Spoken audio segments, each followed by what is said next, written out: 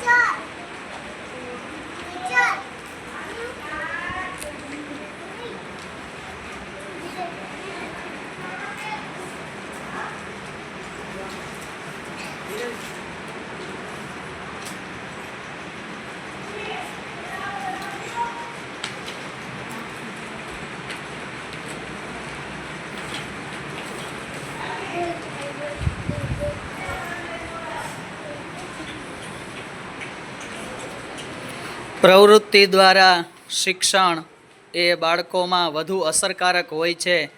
પ્રવૃત્તિમય શિક્ષણથી બાળકો ઉપર વધારે પડતો પ્રભાવ પડતો હોય છે.